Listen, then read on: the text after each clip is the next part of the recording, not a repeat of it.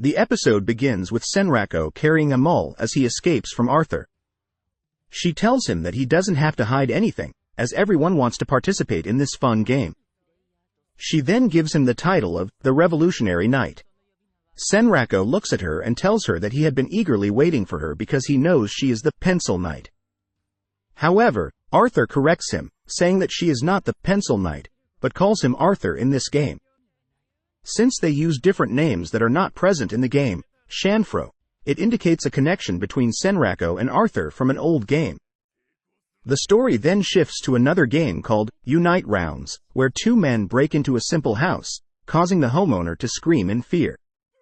Her husband talks to the intruders, telling them to take whatever they want but not to harm them. The thieves decide to take everything and threaten to kill the homeowner if he makes any wrong move. They are very happy with their loot. After completing the robbery, they head back on the road to return to their hideout with their loot. However, Senrako intercepts them and tells them that they did a good job in acquiring those items. He then kills them and takes all their loot. We learn some information about this game, where the main goal is to simulate a kingdom on the verge of collapse, and the players play the role of knights protecting it from invading monsters. It's a cooperative virtual reality game, but due to its poor design and low appearance rate of items, very few players attempted to play it correctly. Even the beginner's task of collecting medicinal herbs required 12 hours of exploring open areas to complete. Finding the highest grade items was even more challenging, forcing players to steal anything they needed in the game.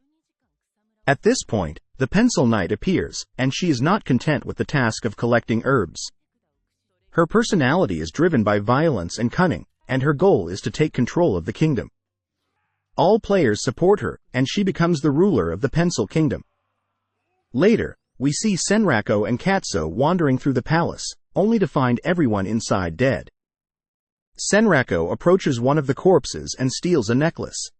His friend reminds him that this game is about protecting the kingdom from monsters and not about theft. Senrako explains that he believed they could defeat the true evil, the Pencil Knight, but she was different from the previous game leader. She deliberately attacked players who didn't join her and used her agents to create an organized resistance against her. Senrako and Katsuo stand in front of a door, determined to assassinate anyone they encounter. When they open the door, they find the Pencil Knight. At this point, Unite Rounds is under her control, and she calls herself the Corrupt Empress. She realizes that they used the rebel army as a distraction to sneak into her inner chamber. Senrako taunts her, saying she could have set more effective traps, as they easily bypassed the initial ones. The Pencil Knight gets up and challenges them to a battle, as it's time for the leader fight.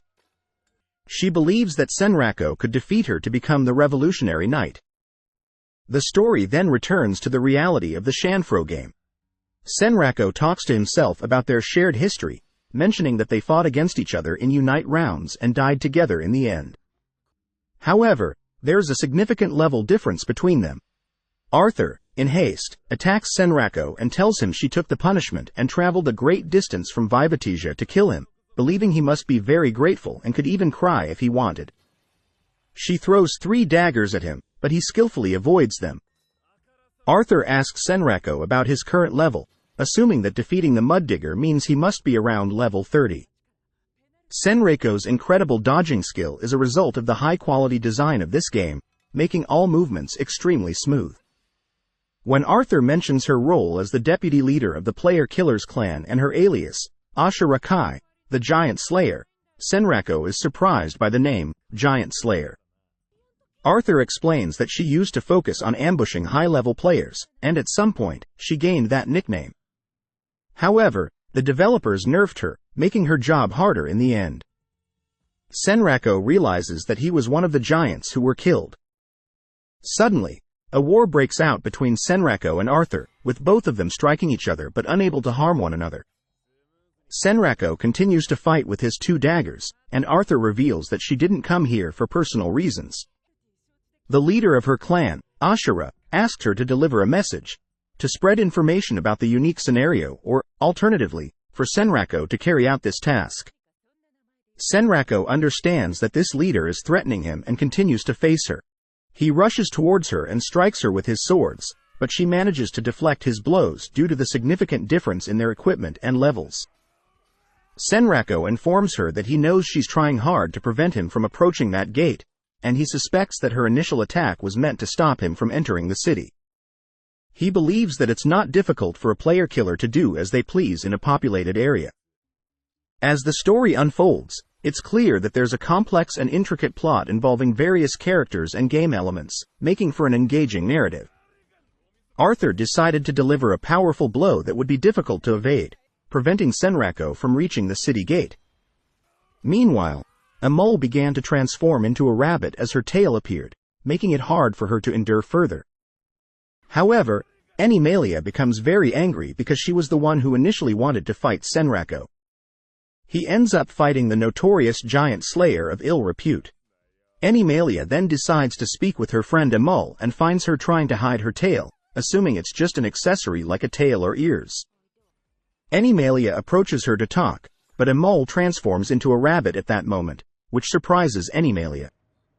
She even considers eating her. When Senrako sees them, he hesitates for a moment, and Arthur takes advantage of it, attempting to strike him. Senrako manages to deflect her blow, surprising her with his strength, as she used to underestimate him. Animalia calls out to Amul to come to her, and they both escape.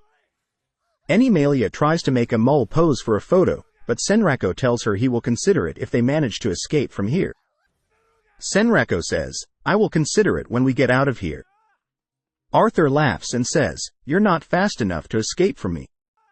She chases after them, but suddenly, there is an explosion. Animalia says she doesn't care about that player, but if Amul is going to put that cute rabbit in danger, she will kill her. Senrako is pleased when he sees that the girl is interested in Amul because it's evident that she cares deeply for her. Then, Senrako tells her to create a teleportation gate to Rabitso for them so that nobody can track them there.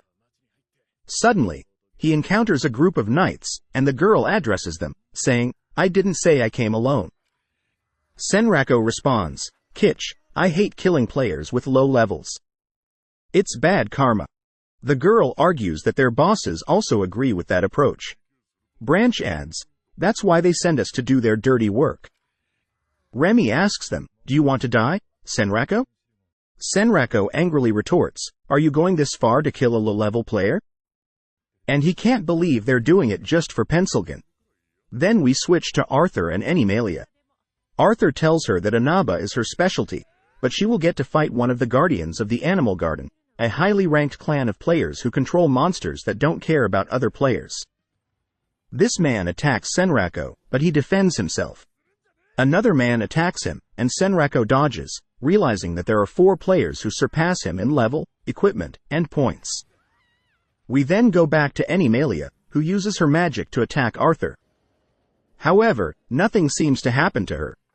Arthur strikes back with the same move, causing Animalia to fall to the ground and her level to decrease. Animalia questions how Arthur managed to nullify her curses. Arthur explains that there is a player-killer shaman who didn't leave her alone, so she carries the karma straw with her, a consumable tool that can remove curses and repel them with a karma punishment. She admits that she fell into a trap but would have died from a poison fish if it weren't for the karma straw. The scene then shifts to Senrako, who attacks the girl, but she defends herself. Suddenly, the 4 men attack him, and Senrako starts to contemplate how he, a presumed bad player with a slow weapon like the long sword, could inflict damage on high-level players equipped with high-level shields. The real question is how to damage high-level players adorned with high-level shields when you don't need any skill to dodge their attacks. The scene then transitions to Rei, who continues to search for Sanraku but cannot find him. Mana approaches Rei and reassures her that she will find him soon, encouraging her to open up about her feelings. Rei sadly expresses her struggle in finding him and her desire to play games with him, even though all the games he enjoys are too difficult for her. Meanwhile, the masked man receives a message from his sister, who informs him that she last spotted Sanraku near Sakindal. She describes him as having a deadly talking rabbit, wearing unique clothing, and having a mask with a bird emblem and the mark of Lycaon on his leg. The masked man suddenly rushes off, saying that several clans are preparing to contact him, including Shuwar Kai. It's possible that he might be entangled in a player versus player (PvP) battle, and if the masked man can save him from the player killers, he might find a natural way to communicate with him. Just then, the masked man appears and strikes one of the 4 players with a single blow, killing him. The scene then shifts to the masked man who spots Sanraku, and he exclaims, "Finally, I found you." As Sanraku attacks the girl and they counter his assault, an explosion occurs. The girl states that the player killers won't be able to defeat Sanraku. His experience in Shanfro made it clear that his skills and abilities are more valuable than unique equipment and high-level points. She mentions hearing that Katsuo also plays Shanfro with Sanraku. At that moment, Sanraku appears with Sager, leaving the girl astonished. She comments that he lured the animal park keeper, making him the master of the attack. She expresses her happiness at finally seeing him. Animalia then speaks to Sanraku, telling him that she has cast 5 powerful karmic voodoo doll spells on him, and each doll can unleash 5 effects. She asks him if he can counter her final spell.